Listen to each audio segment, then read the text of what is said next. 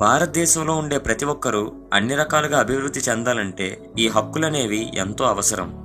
ఏ ఒక్కరి స్వేచ్ఛకి అన్యాయం జరగకుండా మన భారత రాజ్యాంగం 3వ భాగంలో 6 ప్రాథమిక హక్కులనేవి చేర్చబడ్డాయి.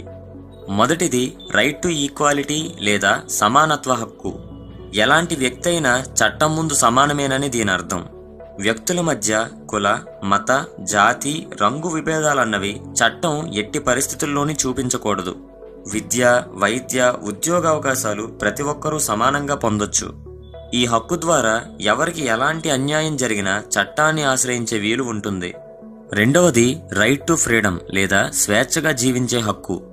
ఈ హక్కు ద్వారా భారతదేశంలో ఎవరైనా ఏ ప్రాంతంలోనైనా బ్రతకొచ్చు, నచ్చిన దగ్గర చదువుకోవచ్చు, నచ్చిన ఉద్యోగం చేయొచ్చు. ప్రతి ఒక్కరూ తమ భావాలను, ఆలోచనలను, సలహాలను ఇతరులతో పంచుకోవచ్చు.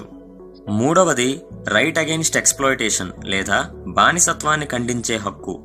ఇతరుల చేత వెట్టి చాకిరీ చేయించుకునే వారిని ఎదిరించే హక్కు ప్రతి ఒక్కరికి ఉంది.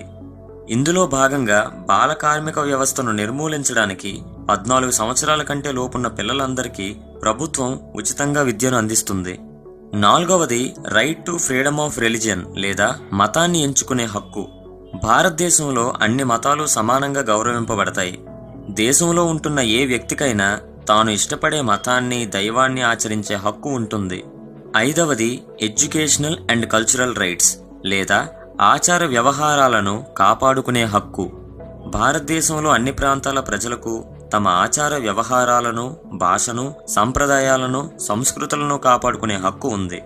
ప్రభుత్వం కూడా దేశంలోని అన్ని ప్రాంతాల సంస్కృతులను సమానంగా ప్రోత్సహిస్తూ ప్రజల మధ్య ఐక్యతను పెంచాల్సి ఉంటుంది.